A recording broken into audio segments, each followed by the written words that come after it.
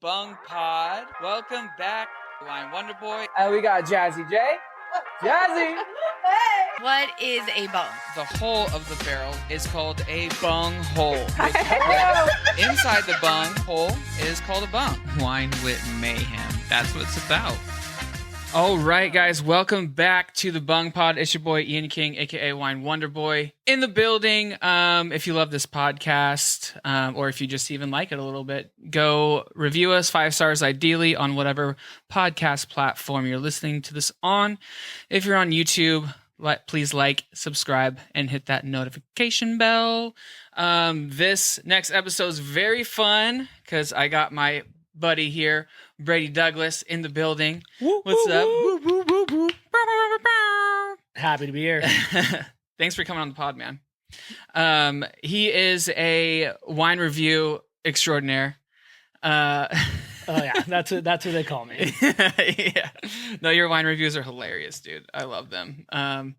And president Beer League Golf. Yep. I'll go with President too. Presidente. Yeah. Slave to Beer League Golf is more yes, like it. Here in Seattle. Yeah, just to give people a little update, I moved to Seattle from Chelan just very recently. We brought him over to the west side. Yeah. This is gonna make a lot of your followers pissed off.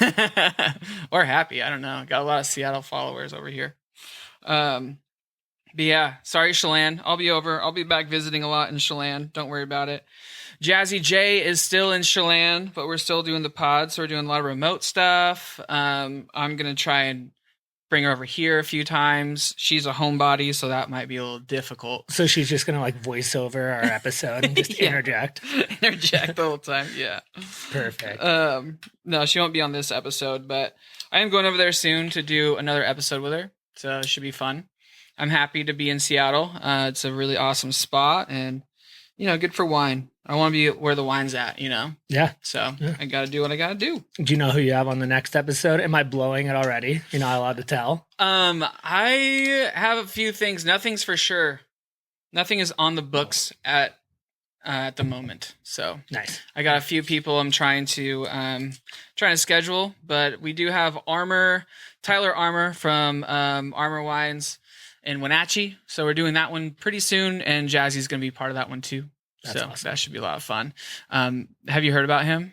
I've heard about Armour Wines. I don't know anything about him though. Dude, he's awesome. He was the winemaker at Fielding Hills for a while. Okay. Yeah. Okay. And he transitioned, last summer, I think, transitioned into starting his own brand, Armour Nice. Wines. So it's fun. He does a lot of like native ferments, a lot of just kind of low intervention style winemaking. He has a killer Gamay. Have you had Gamay before? No, I've not. Oh, dude, you gotta. I'll bring you a bottle of Armour Gamay at some point. They don't sell that at the local Safeway, so No. it's hard to find They it for me. don't. They really don't. Yeah, no, it's awesome. He does a really good job. It's very like light, refreshing. It's kind of like a Pinot Noir. Yeah. I've been on this Gamay campaign for a very long time. Those of you that listen to this know this. I think Gamay is the next best grape in Washington State. I just what I believe. Okay, I've definitely heard you say this, and it just goes right out of in one ear, out the other. 'Cause I'm like, I've never seen it. I don't know what this is. Well, the Gamays I've had in Washington State have been so much better than the Pinot Noirs I've had in Washington State. Okay. Because when you drink a Pinot Noir, you're automatically putting it up against. If you're like a wine nerd, especially, you're putting it up against like Oregon. If you're from the Northwest, and if you're from California, you're putting it against Santa Barbara and Sonoma and Burgundy. My first question was going to be, what about Western Oregon? Like, are you saying this is Yeah. all regional Pinot Noir, and like compared to other areas, it's terrible? But yeah, I don't drink much Washington Pinot Noir. Yeah, I don't either. There's only a few that I've really thought were really good. They're like, okay, this is a good representation of Washington Pinot, and that was like, I think Amos Rome Vineyards, they have like a reserve Pinot that they only make like 4 barrels of. Okay. And so it's hard to get, and they don't sell it that often. Yeah. But when they do, it's, I think, the best Pinot Noir in Washington State, period. And that's not me being biased at all. Yeah. For the Lake Chelan area or them. Then there's also Lagrioth, Chelan Valley Farms. Yeah. They do a really good job for Pinot Noir. I think they kill it. But yeah. Anywho's, dude. So we got a wine that I'm excited to try with you. This is from Rotie Cellars, the Northern Blend. This is 95% Syrah, 5% Viognier from the Rocks District, Walla Walla, Washington, and also, Milton Freewater, technically Oregon, if we're being honest. Well, thanks for not making me guess what percentage of what this is. Yeah. That would not have gone well. Yeah. I love it when Syrah is co-fermented with Viognier. You know that Viognier is a white grape? Yes. Okay, cool. Okay. Come on, I do wine reviews. Come on, man. I know the color of the wine I'm drinking at a minimum. Of course. But yeah, when you co-ferment it with Syrah, it actually uplifts. It gives a lot of aromatics. Actually gives it kind of like a deeper purple color, which is crazy. Yeah. On the UC Davis website, they actually have a really short article about like the chemical compound on how this actually happens. So a lot of people think it's a myth, but it's not. All right. Well, that's good to know. They've been doing it in France and Northern Rhone for centuries. I'm going to start spreading it around as a rumor, saying like, it's definitely not true. Ian's full of shit. Ian's full of shit. Don't listen to this motherfucker. All right. Cheers, So first fun fact, I can't swirl. Like I can only do it on the table. On the even table? then it's kind of sketchy. Well, Charlie Liebecker from Cardis, he uses his whole oops, sorry, Mike. He uses his whole arm.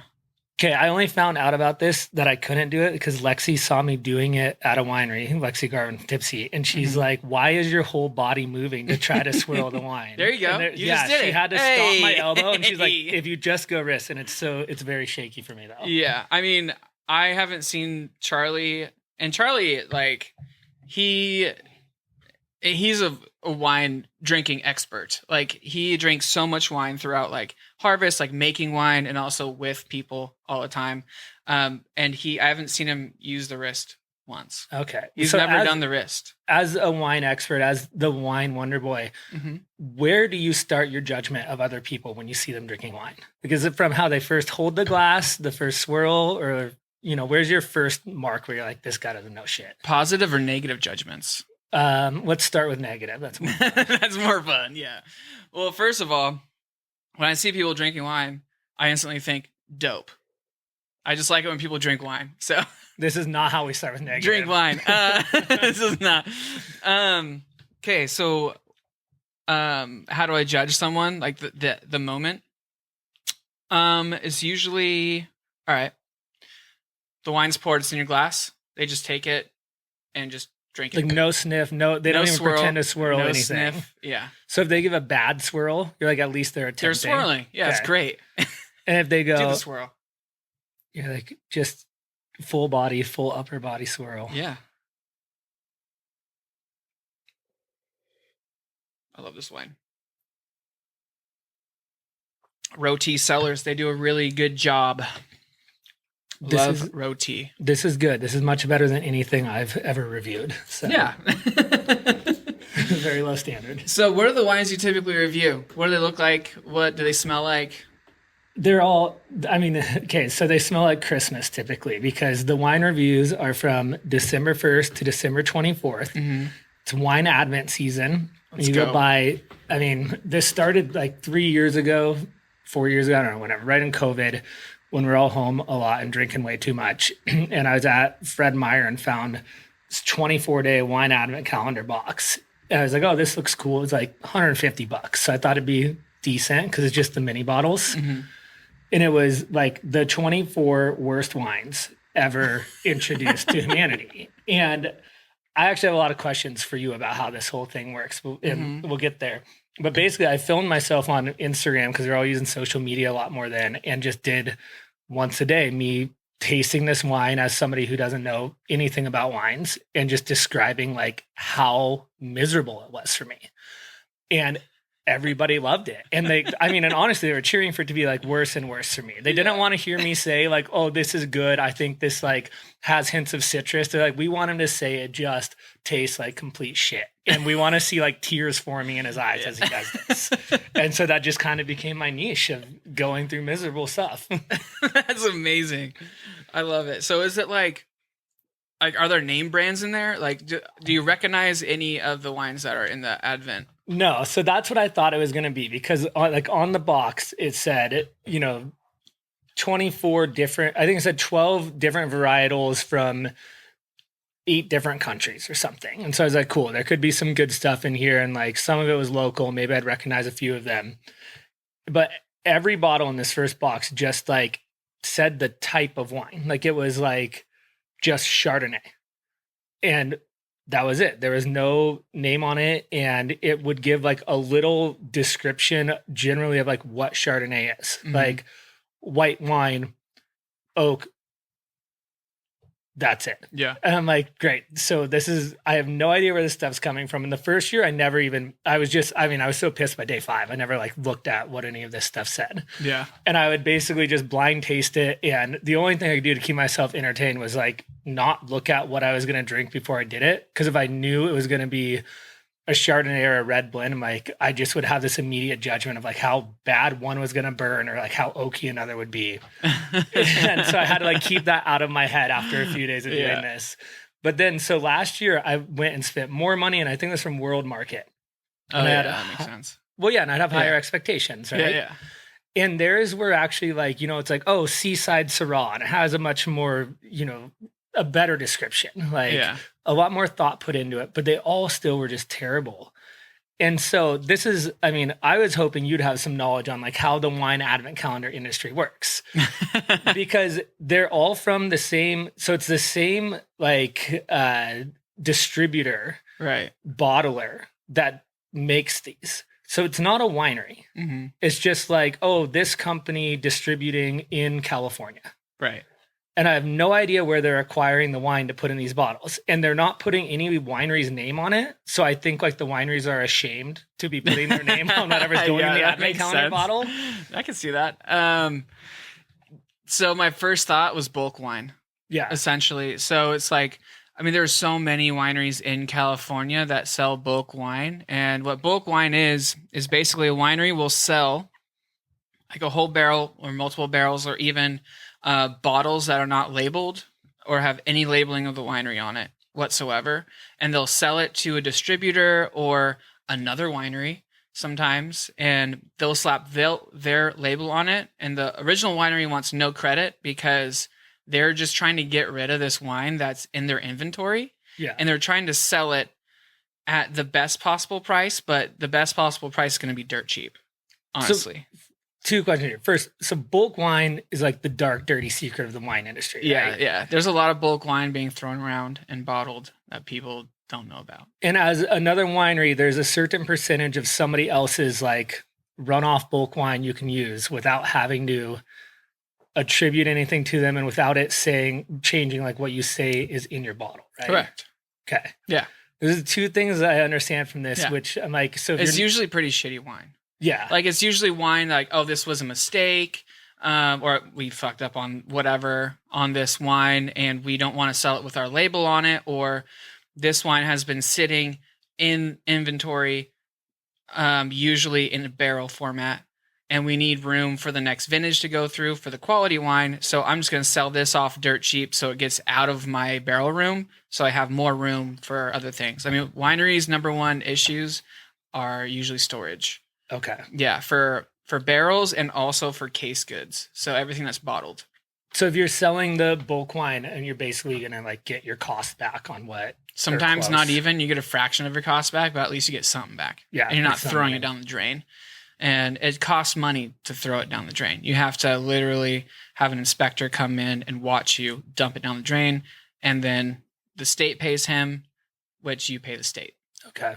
Wow. All right. And so there's that. And there's also other ways you can get rid of wine. Like you can sell it to a distillery. They'll turn it into brandy or something like that, or in advent calendars. Or advent calendars, man. Yeah. Yeah. I've thought bulk wine was possibly the answer, but I also was like, but it seems like you could probably get, I don't know, a lot of people use bulk wine, right? A lot of wineries. I wouldn't know the percentage. I have no idea. But if you're buying a volume winery, then they're using bulk wine. Okay. Yeah. So I would say there's a good percentage of a chance they're like 90% chance they're making with bulk wine. Okay. So in a bottle like this, and obviously don't want to like associate Rotie with doing that or something, but so out of the 95% Syrah, 5%, what was the other one? Viognier? Viognier. Yeah. How much bulk wine could they use to still label it this way? Bulk wine could they still use? How much? Like, could they have 50% bulk Syrah and? That's a great question. Usually, on a label, you won't see percentages on if they're using bulk wine. But if you're in Oregon, you have to use 95% of whatever grape is labeled on the bottle. For Washington State, it's 85%. And for California, I think it's also 85%, if I remember correctly. So you could use 95% bulk Syrah from another winery and 5% of your own Viognier estate grown and still label the bottle under your own winery name and everything. Yeah. So if this says Rocks District of Milton Freewater on it. So all of these grapes are coming from there. Yeah. You couldn't have a vineyard specific or a regional specific title on there for labeling laws. Like if you see a wine in the grocery store that says, Cab Sauv from Columbia Valley. Columbia Valley is a huge, huge AVA. It encapsulates pretty much the whole eastern side of Washington State. So you can be either sourcing from a bunch of different vineyards. You could be sourcing from just 2 vineyards that cross AVA boundaries, or you can also have a percentage of bulk wine in there as well. Okay. So it's like, it's very iffy. And there's this whole thing about ingredients that is coming on soon. Like I asked, I did a social media post and asked everyone to chime in of what their thoughts of the ingredient list on the back of a bottle would be. And most of them have been positive. They're like, oh, we would love, as consumers, like we'd love that. We'd love to see what's inside the wine. Yeah. So, but a lot of producers. Just grapes, right? Nothing else. Well, there's other shit in there. Like a lot of the grocery store labels are not happy with this because they have to, give their ingredient list on what actually goes into their wine. Like this wine is a high quality. Rotie Cellars is known for high quality boutique, wines that is handcrafted and handmade.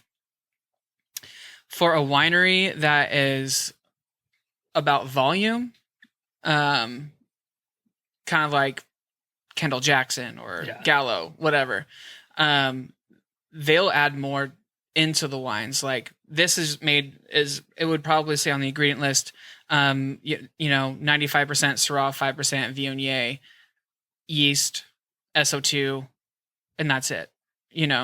If they're using commercial yeast, they could just doing a native ferment. In that sense, you'd say native yeast, whatever, because you're not really adding it in. It just naturally happens, but you still have to put it on the label.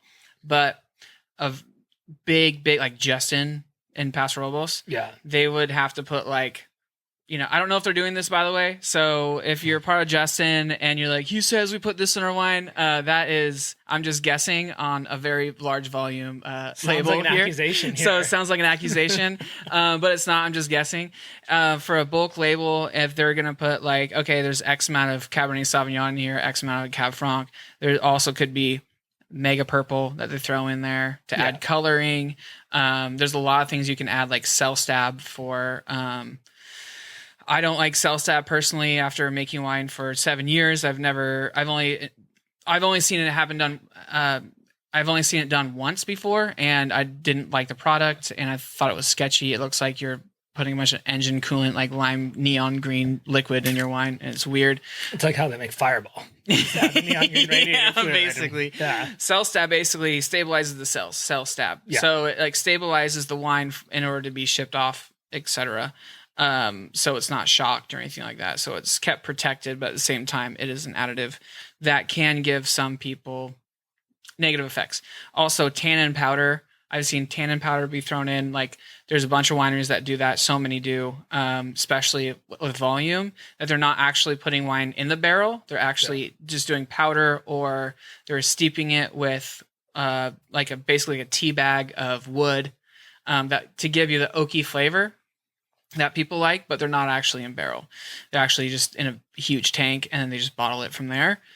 So they would have to put tannin powder in on their label as well. So, there's high volume wines are not going to like the ingredient list, but if you're making high quality handcrafted, even shitty wine, and you're not putting bullshit in your wines, you're not going to be too concerned about the ingredient list. Yeah. It's like people that, Well, and that's like a battle with all foods now. Like, oh, your Ragu jar of sauce has a lot more ingredients, and there's some great brands coming up that are like, our sauce is just sauce. Like, you don't need a ton more. Oh, totally. But people still buy that shit. Yeah. So it's like, well, there's a price point. Yeah.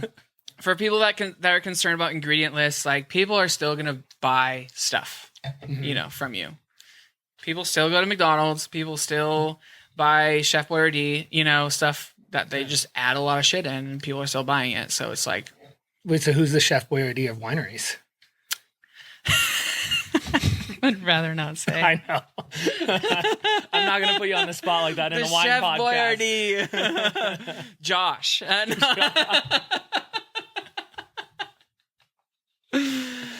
Oh yeah. I mean, here, how to Gallo limit your audience fast. Most Gallo products, I would say. Okay, that's fair. Not all Gallo products. They do some like really interesting boutique stuff, but just to get their financial backing, you have to do volume at some point, and so they acquire a shit ton, and yeah. I'm not a fan of Gallo personally, but it sounds that way. Yeah. But how do you rank them against Barefoot wines? Oh, Barefoot's way worse. But also, all right, Gallo, you're doing just fine. Don't worry. Pretty sure Gallo owns Barefoot, so I take that back. Yeah, it's like, well, hey, they know their market. They crank out a lot of volume of really cheap wine. They do. They know their market. That's for damn sure. So, what are your thoughts of this Rotie Northern Blend Syrah? This is really good. I really like Syrahs. This seems like pretty easy, drinkable, could go with a lot of things. Yeah. But like, well balanced. I'm going to run out of wine words right now. I would say I'd give it probably like a 9 out of 10 on my experience with this. I do really enjoy it. Yeah. Good. Yeah. I'm glad you like it. I love Rotie. They do a really good job down in the Rocks District, Milton Freewater. They're technically Oregon, but we love them in Washington State. Absolutely. I think they have vineyards in Washington too. Like, I don't think it's just all the Rocks District, but that's where their tasting room is. That's where their production facility is. If you haven't gone there, go there. It's an amazing experience. They're really amazing. They do a really good job. I think I've had them before at a tasting room in Walla Walla. That was, it might be a foundation or something, that they were, they had a bunch of different wines, and that was what they did. We were on a bachelor party. And so it was like, let's go. I mean, that's the first stop of every bachelor party, wine tasting, right? Yeah. I mean, that would be for me. Yeah. But I know my homies that would go on the bachelor party wouldn't really enjoy that much. Honestly, the other 50 bachelor parties have been on the first stop was not wine tasting. So. Not wine tasting. So this is like a little back-to-back action. So we have a Syrah from Rotie, from Oregon / Washington State. And then this one here is called Shingleback Block Reserve from McLarenville Shiraz 2001 vintage. Ooh. And McLarenville. We're going back in time 2 decades. 2 decades. McLarenville is in Australia, and down in Aussie, they call Syrah Shiraz. Okay. Shiraz Mite. Okay. So on the 2001 versus 2021, how do you know how long you can age a bottle? Is it guesswork, or do you know by the style of grapes, or? Smell this cork real quick. That's a great question, because there is a way that you can tell if a wine is ageable or not. And that is with three main things. There is acid, tannin, and alcohol percentage. Okay. So alcohol preserves wine. Acid also preserves wine, and also tannins. So if it has a decent amount of tannins on it or decent amount of acid, it's ageable. Like you can age a German Riesling, no tannins, but tons of acid and really low alcohol. It'll age beautifully depending on what your style is like. Like I keep bringing him up because he's one of my friends and he's a mentor to me. Charlie Liebecker, he likes to drink young wines. He doesn't like to age wines. He likes more fruit forward wines typically, I think, or just more interesting wines. I don't know. I wouldn't boil his palate down to fruit forward because I think that's an insult. But he has a very complex palate and he likes the things that he likes. It could be earthy, it could be, whatever. But he likes to drink young wines in general. I think he likes a lot of acid in his wines. I do too, but I also really enjoy a good old wine. So Charlie's a big acid guy.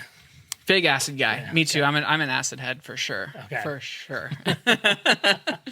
There's an ongoing joke that a sommelier's favorite wine is a German Riesling because it has so much acid.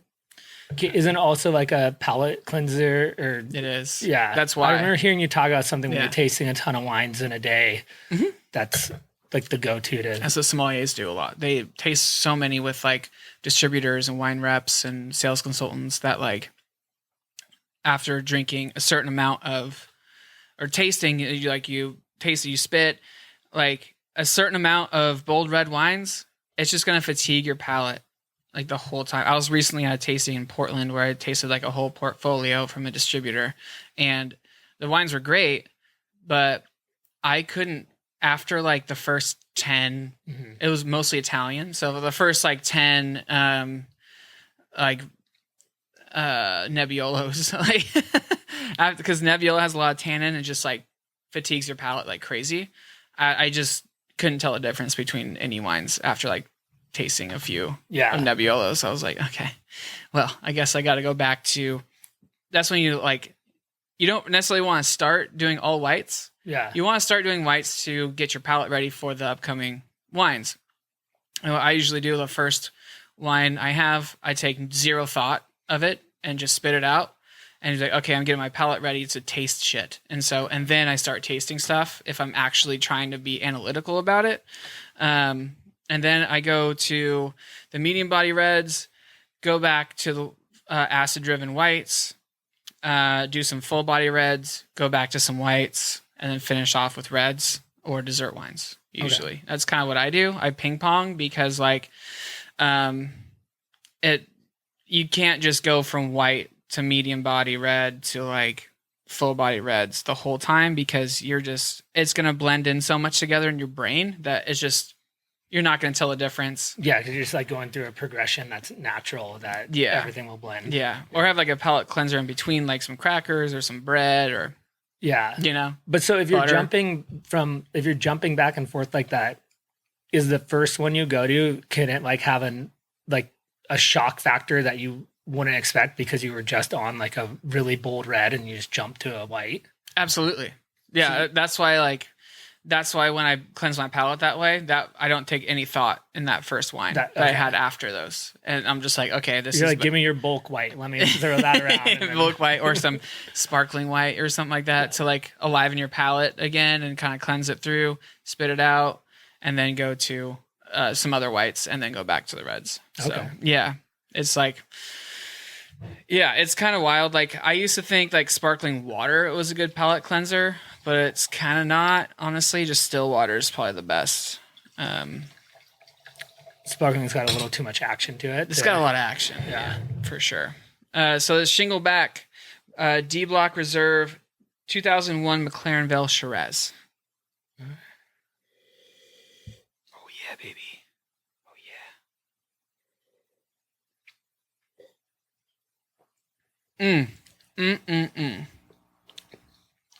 Oh, that is good. That's different than the Rotie for sure. Oh yeah. So this has a lot of age on it. Like when I think of age, I think of like raisined fruit.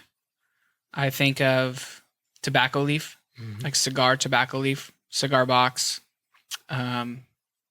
crushed, like dry leaves in general. So that's still a lot of alcohol in it. Wow. Back of my throat is like hot. What is this? A 14.5. It's probably like 15.5, to be honest. Also, a labeling law. Alcohol percentage, in the United States, you can be 1.5 above or below. How often do you have to test it? You test it once for bottling. I guess for wine, you're just Yeah. doing it that time. And some people just kind of like, they taste it and they're like, well, I think it's about this. Okay. And so like, I've seen some winemakers do that. Like, well, I think it's like 14, whatever. Yeah. So let's put 14.5 on there just to be safe. Well, how often are you actually at risk of somebody checking this? I have no idea, Yeah. but it's a TTB thing. It's like, yeah, it's just an American. That's the only other reference I have to this is I know I had a buddy that was working at Mac and Jack's back when they were pretty the young brewery? here. Yeah, but growing with the Mac and Jack's Amber was the big one that took off. Oh yeah.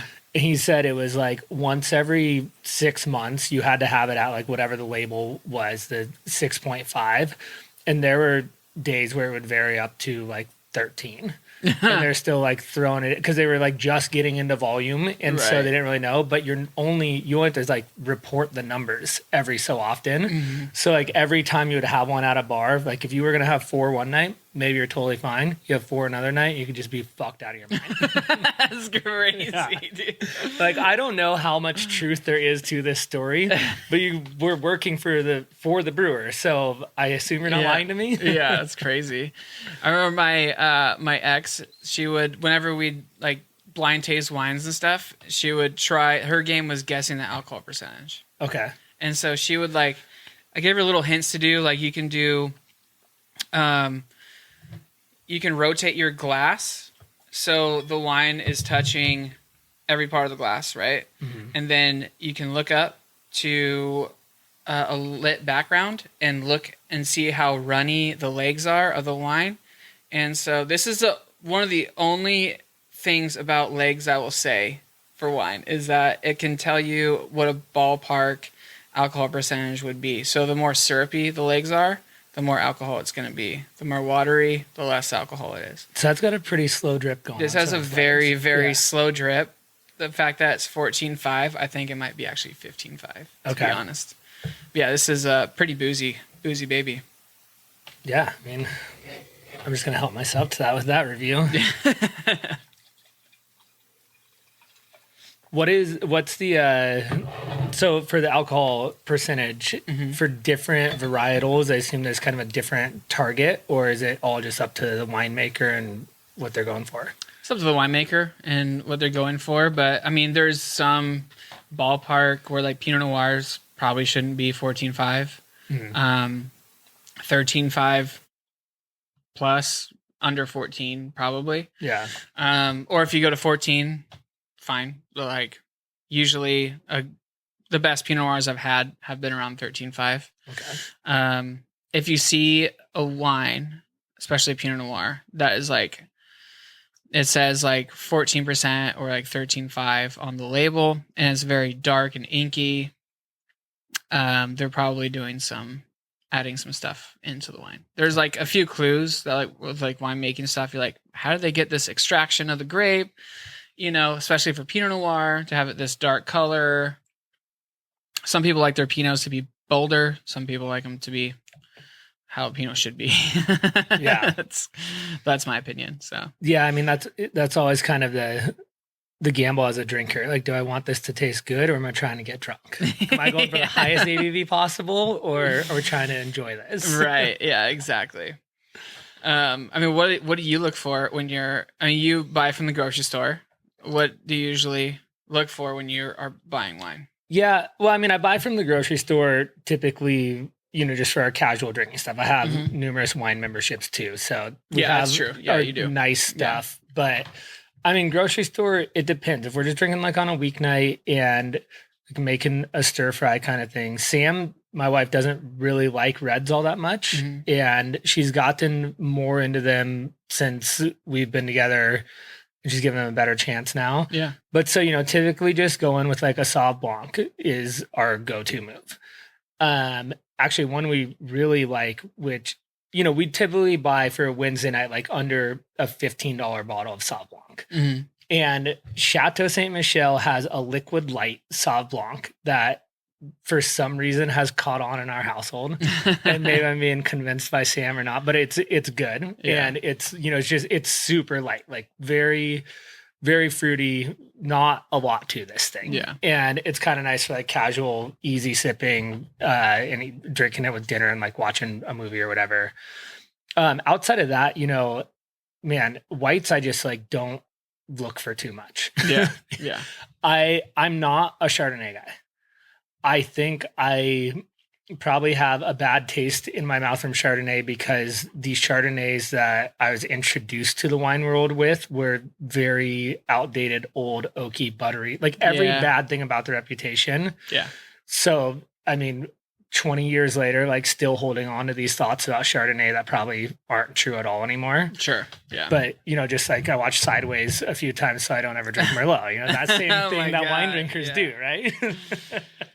Dude, okay, I've said it once on this podcast. I'll do a little shortened thing of it. So, thing about Sideways, the movie, is there was a deleted scene that didn't make... you can't see deleted scenes anymore. Like, they were old. Like, So, I rented it from Blockbuster one day, and I remember seeing a deleted scene that explains why he didn't like Merlot. It was why his character didn't like Merlot? Yeah, why his character didn't like Merlot is because it was his ex-wife that he was trying to get over because he was still in love with her, but he was trying to forget about her. And Merlot was their wedding wine, and that was her favorite grape variety.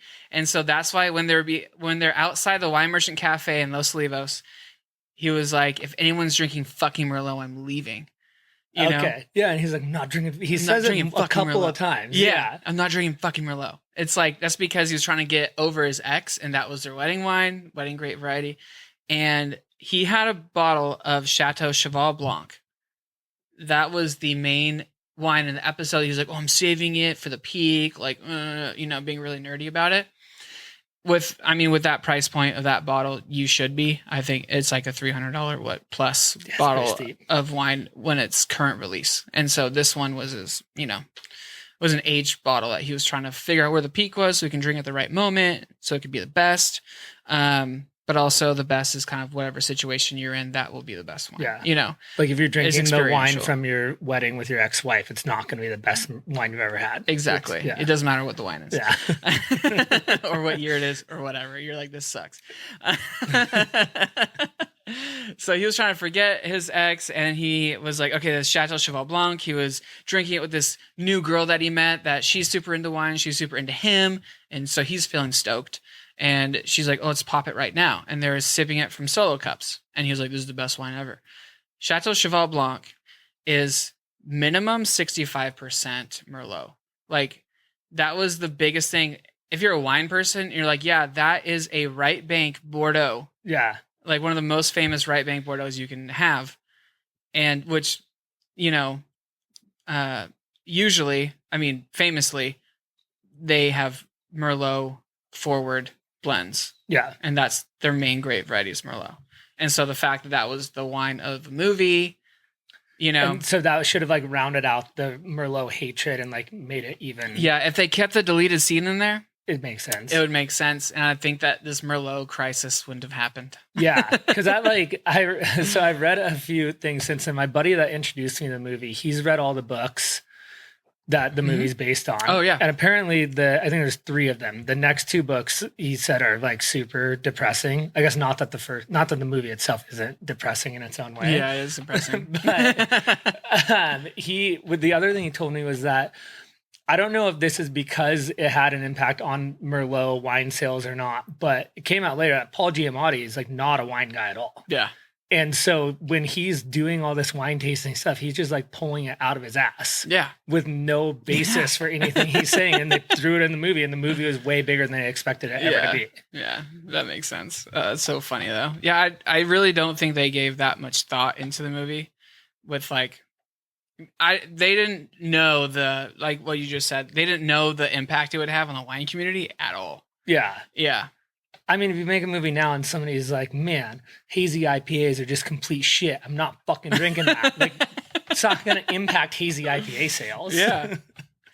So, your El Presidente beer league, how many beer leagues are there? 25 now. 25 now. And yeah. Where are they based usually? So, a large majority of them are in Washington. We have like 5 in Eastern Washington, 8 or 9 or 10 in Western Washington. And then we have 1 in Reno, 1 in Sacramento, 1 in Escondido, 1 in Flowood, Mississippi, another in Dallas. Oh, cool. Yeah, kind of spread out pretty wide. Boise, yeah, pretty wide. The heart of Beer League is here, and then Chelan is our very first club ever. So, oh, okay, really? Yeah. No way. Yeah, I feel like I heard about beer. Like I was in Santa Barbara, I heard about Beer League. Like I knew it was a thing. That's funny. I think part of it is, and I'm not a golfer. Yeah, I think part of it is like Beer League is like such a broad term, and there's Beer League hockey, which is probably like the most famous Beer League thing, and it's just like nobody owns that. It's just like if you play in Beer League hockey, you're like in your 30s to 50s, and the guys go out and you have a few beers afterwards kind of thing. And I think that kind of popularized the term. We did not. I learned about this years after we started Beer League. But when I've brought it up to other people, they're like, oh yeah, like Beer League hockey or Beer League softball is the other one. Oh, right. Yeah, I've heard about Beer League softball. Yeah. And those are... My dad was involved with that, I think. Yeah. And it's my understanding of Beer League softball is it's like not a like company that does anything with these, but just like basically everybody has agreed on, hey, let's just like go play Beer League softball and we're gonna get fucked up and go like try to drop bombs. And golf. So the golf one's different than that. That started in Chelan in 2020 when Sam and I were living over there for like a year and a half. And the first thing and as we all remember during the pandemic, like everything was closed, even like golf courses and fishing lakes. Yeah. And the first 2 things they opened were fishing and golfing. Oh. And, no way. Yeah, because they're outdoors. Yeah. And so you couldn't sense. like go into the clubhouse. Yeah. But you could go like, you basically like kind of one person go in at a time and pay. And then there are like all these signs up of, social distance, whatever, but you're outdoors. So like what was the real risk of COVID on a golf course? Yeah. Not high. And so there were like 8 of us. It was like Elijah, Jake, Houston, Nate, me, Sam, Tito. I don't remember who was there the first day, but I think Elijah or Nate invited me and Sam and like, hey, we're going to go play golf on this first Thursday afternoon. It's open after work. We're thinking of doing this like every week for the summer. And we're like, yeah, sign us up, like anything to go see people. Yeah. Sounds totally. great. And so we went out, and 6 weeks later, I think there were probably 35 guys out on the course, guys and girls. Mm-hmm. And it was, because it's the only thing to go see friends or go make friends. Yeah. And Chelan had a huge influx of people move in, either like right before COVID and you couldn't really leave, or during COVID. So it worked out great. And that first year we did a year-end tournament out at Alta Lake, which is like 45 minutes north of Chelan. And they have a little like old motel on site, and you can rent it out. And so everybody stayed there Friday night. We played 9 holes Friday night, got like way too drunk around the campfire Friday night, and teed off at like 7:30 or 8 in the morning Saturday morning, and all played just like the worst rounds of golf in our life. And from there it was just kind of growing from there. It's fun though. Yeah. I know you golf occasionally here and there now, right? So thing with me with golf, I have a story. Okay. All right. I'm going to need a glass of wine for this. It sounds like I'm going to need a glass of wine for this. Yeah. Which one do you want? Do you want the shingleback or the Rotie? I'm going to do another shingleback while it's still in the mouth. And I'll let you pour it for me. All right. Go ahead. Yeah, absolutely. I don't want to make any mistakes. I'm your resident sommelier. Yeah. At the moment. here you are. Yeah, our other resident sommelier, he's out of town. Yeah, right now. you know, so, I gotta substitute in for that. Usually I would decant this so to get rid of sediment and stuff, but I don't have a decanter with me, so. I was going to ask a question about the sediment, which like doesn't bother me at all, but let's go to the golf story first. And then if you want to give me information about sediment, we'll get there. Let's do it. So my golf story is I grew up, so my dad and my brother were big golfers. To give a little backstory, my parents and my brother are very outdoorsy people. I am not really. And I grew up in Seattle. So every weekend they're like, oh, let's go hiking or let's go to this, go to that. I just wanted to hang out with my friends and play basketball usually, or do something like that. Or sometimes play video games, a lot of times too. So my dad's like, oh, let's go golfing. And I was like, okay, I like the driving range and that's fun. And I was pretty decent at it. And so like, cool, let's go to the golf course. So we didn't grow up with like a lot of money. So not saying, sorry, Dad, but like not saying he was poor. Like he was like, oh, he's a poor guy. No, not like that at all. They just really watched their money and stuff like that. And so we never had, like, we would play like 9 holes and not have a cart or anything, and we'd just be walking in Seattle. And so it's like, and usually I would be the caddy. Yeah. And so I would carry the bags for like 9 holes. And so for me, not being a not very outdoorsy guy, and for me carrying a bunch of bags for 9 holes, I was like, this is a really shit experience in your teens, when you're a teenager, right? Yeah. You're just like, well, fuck this. Like, this is stupid. I'm never going to do this again. I hate golf. And so I grew up just hating golf. I think that's fair. I think as a teenager, getting into golf with your parents is not ideal. Yeah, it's, some people have different, like Jasmine, Jazzy J. Shout out Jazzy J. Jazzy J. She was actually she has a different story about golf. She loves golf. She still does it all the time. She got a scholarship for golf at Washington State University. Like, she was really good. And like, at one point she was trying to go pro. She is a really good golfer, and we've had a lot of these conversations. I've been trying to, like, I can see myself picking it up. Honestly, I can. It's just like, there's so much money involved in like getting your first clubs, and then like, going to the golf course is expensive. And so at this point, I'm just like, unless I get like a good amount of like money that is, I could just, do whatever with. Yeah. That's when I'll start golf at this point. I think that's fair. Golf is it can be very expensive. Yeah. I'm going to go, the dogs are going to. Sorry, the neighborhood cat loves to come to the dogs at the wrong time. But basically where I was going with that is, so I grew up the same way. I grew up golfing with my dad and my grandpa and my dad's brother, and we would walk. Like, my dad did well for our family. They had 4 kids, and my mom was a stay-at-home mom. So like, same exact thing. We'd go walk the course and play here and there. Like, we weren't buying new clubs, doing this kind of thing. And golf was way cheaper then than it is now. Yeah. These rounds now get expensive, but that's part of why we do beer league. Is it's like 9-hole rounds, 5:30 after work. Even if you're not very good at golf, you're picking it up.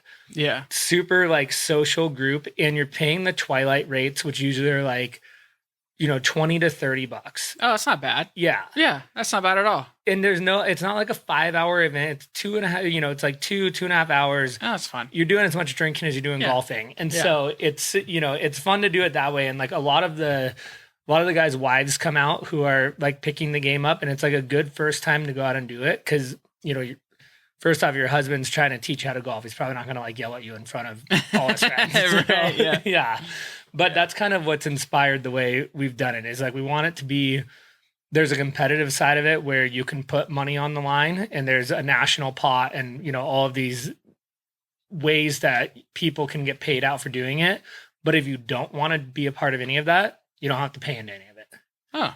And so it's just kind of like casual try to like break the cycle of, golf being too serious and, too many dickheads out there yelling at you for taking too long kind of thing. Yeah, So, definitely. Oh, that's cool. Oh, I could definitely get down with that. And my dad does have an extra set of clubs,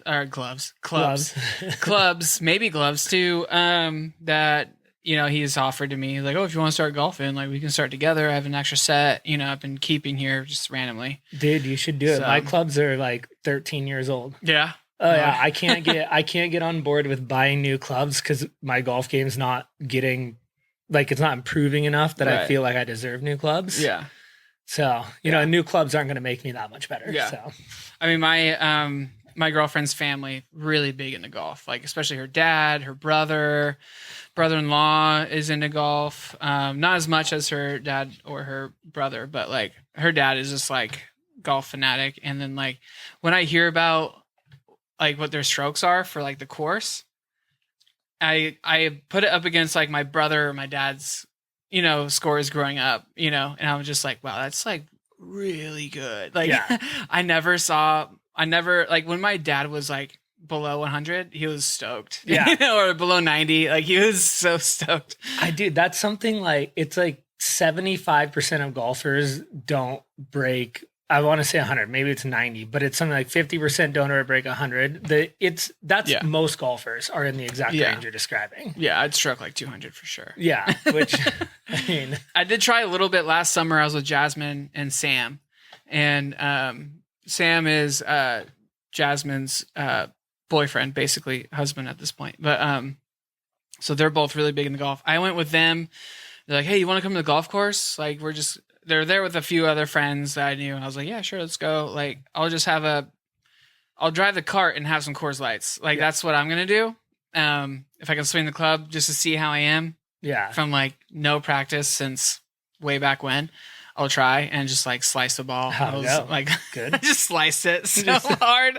Like, I was like, yeah, I could do this. And so I was like, okay, trying to remember my technique. And like my grandpa was I think he was a golf instructor, one of the golf courses in Santa Barbara and he worked at that course. He was a golf manager there for like years and years and years.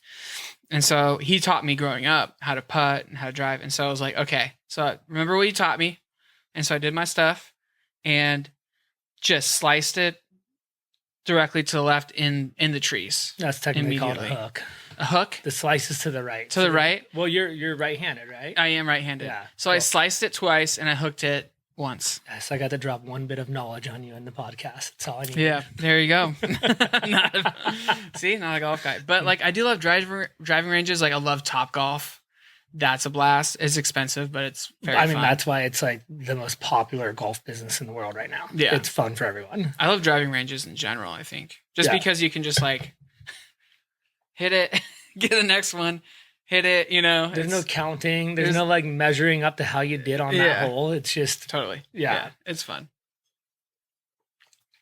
So do you follow Bob Does Sports or those guys? Yeah, if you have an Instagram account that follows a single golf page, you will have Bob Does Sports rammed down your throat for eternity. Yeah, so you will. They're great. They're funny. They are.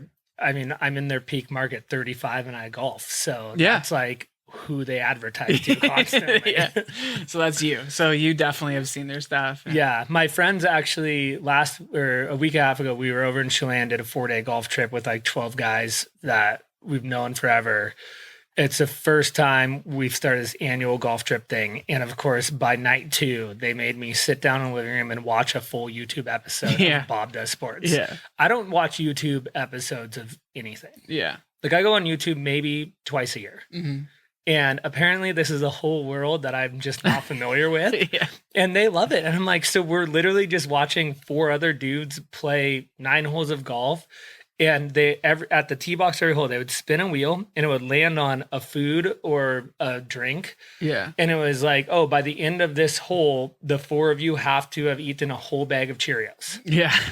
Like, how is this? Sometimes I don't understand the world. Yeah. There's one where it's like, okay, the second that you drive, you have to run down, slam this White Claw, go to your ball, hit it the second time and go to the side. And you have to muscle down like a Taco Bell taco or something like that and go back and you have to have a certain amount of time. Like, It's just seeing what the peak human athlete body can do, right? The guys like these. Bob does sports crew. They're basically Olympians. They're basically Olympians, but they've done a lot with their platform too. They're killing it. They have done it so well, and that's the one thing with the beer league Instagram, because every week when you go play, there's suggested drinking games. Obviously, we don't like force drinking down people's throat. Yeah, that's not what totally. it is. But it's like boozy bunkers, thirsty trees, and so we'll put out these videos where it's me and a handful of guys out there, and you hit in the bunker, you have to drink. And so the easiest thing to get on a golf course to throw at people is shots of Fireball. And so it's just like me pulling up to a bunker, being like, boozy bunkers, bitch, and throwing a Fireball at them. They have to chug it in the bunker before they hit those their videos. shot. Those are awesome. I love those. Yeah, and I'm like, Bob does sports like open the door for this to be popular and Instagram worthy. And then every time one of these videos starts like doing really well, just all these dudes tagging Bob Does Sports. And I'm like, do 30 guys need to tag Bob Does Sports? And do you really think they're looking when you tag them? Yeah, probably not. Yeah. They're not going to be your friend, guys. Bob has plenty of opportunities to be friends with people. Dude, his have you seen his like videos of like food? Yeah, His reviewing food. His personal account is bigger than the Bob Does Sports account. It is just because his personality is. Yeah, really and you dope. could listen to the guy talk for hours. Yeah, He's just, And now he's sponsored by Wendy's. Yeah, I saw that one. I'm like, that's good. That's a good sponsorship. And his sponsorship stuff, like even though it's paid for content, with like the DraftKings and Wendy's and stuff, Totally. It appeals to such a bigger market than golf itself. Yeah, it does. And so it's kind of fun to see him like do well with this because he seems like a pretty solid guy. Yeah, he's awesome. I would love to hang out with him at some point, at any point. I think that's why he does so well He's a because cool everybody dude. watches him and like I'd like to hang out with him. Yeah, exactly. Yeah. At some point, who knows? Maybe we'll have him on the pod drinking some wine with us. At some point, maybe people will see guys like us and think I'd like to hang out with them too. Yeah, absolutely. Hey, cheers to that. For now, it's just us hanging out. So is Beer League started by you, or who is the? Because we're talking about it was really started in Chelan. Yeah, But it's gotten really big over the past, well, I guess since COVID. Yeah, so it was started by a collective group of us, basically the first group that came out and did it. So me, Sam, Nate Spangler, Elijah Larson, Jake Taves, Houston Stodge-Hill. That was the kind of original ownership group. Tito was out. Tito Nunez was also out there the first time. And then after that first year, when we turned it into a business. A lot of local Chelan people.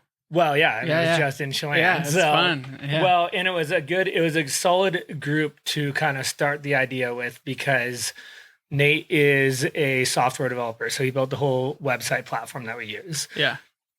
And Jake was being our COO. Elijah, Houston was our golf guy. I mean, Houston played in college, played some professional golf. He knows golf better Houston is so much.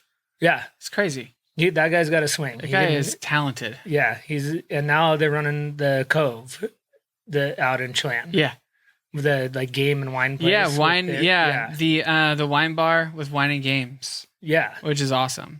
And Brooke and Ashton ran managed Sigio and did all their wine stuff for a while, as far as I recall. So, yeah. No, they have a really dope wine bar now. Yeah, I haven't gotten to. It's sick. I've been there a few times. It's really cool. I imagine they have a pretty good selection of wine, pretty well curated. They have a solid. They definitely have a solid selection right now. Like they're not staying. I mean, they have a decent amount of Chelan. It looks like they're just going for quality wines that are Washington and also international, which is nice because the town of Chelan, if you are listening to this and you know of this town in Chelan, no knock to the town because I love it. If you don't know what Chelan is, it's basically like Tahoe but better. So yeah, basically Tahoe but better. Yeah. And not as many people as Tahoe has, which is nice. But it is a very small selection anywhere you go in Chelan of just Chelan wines, which is like fine.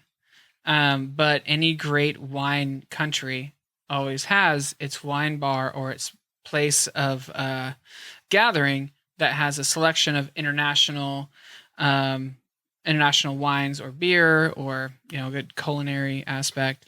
And so it's really cool for them to open that up and also have local Chelan wines and international stuff too.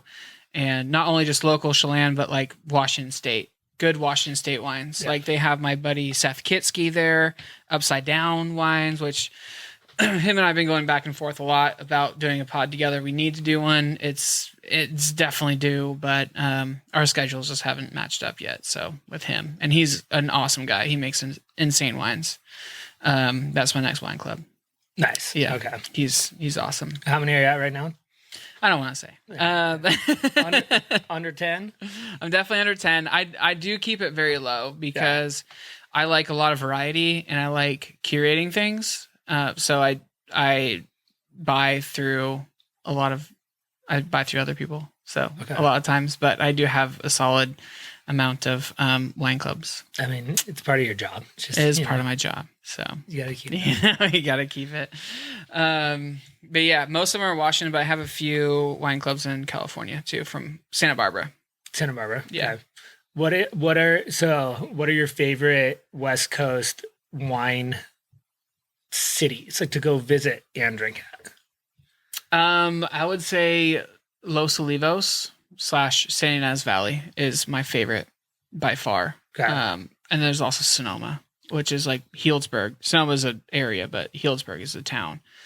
Sebastopol is cool. It's not as pretty as Healdsburg is, but Sebastopol has like packs and they have a bunch of breweries around there too and other wineries. But for the whole West Coast, I would probably say Los Olivos, San Ynez. But that's because I worked there and that's where my wine knowledge started. And I just I think it is a very underrated area. I kind of want it to stay that way. Yeah.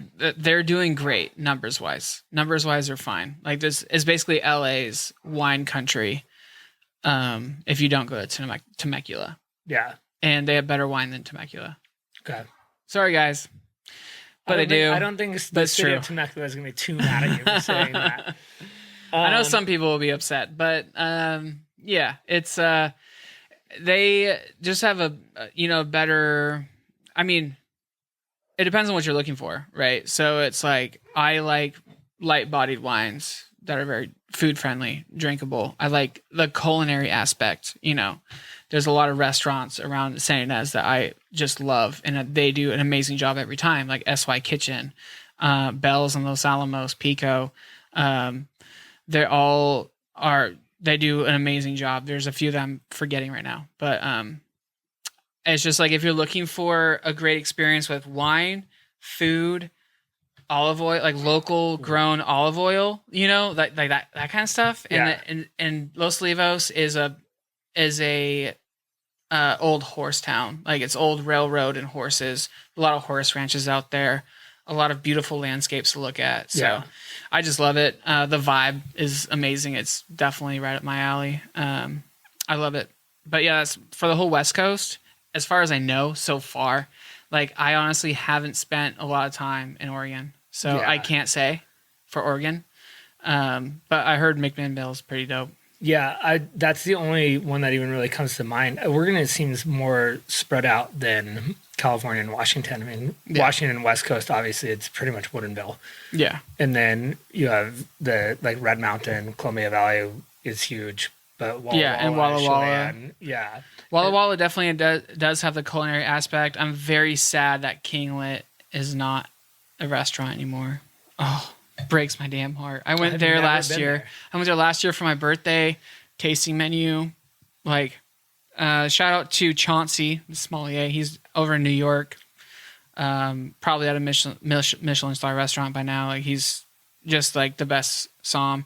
At some point, like, I'll get a chef on this podcast and we'll talk about Michelin stuff and why they're not in the Northwest. I don't know why. I've heard you've had some connections to chefs. You might know a few here and There's there. a few. Yeah. There's a few I know about. And so, we'll see. It's in the works, you know. I'm a big foodie.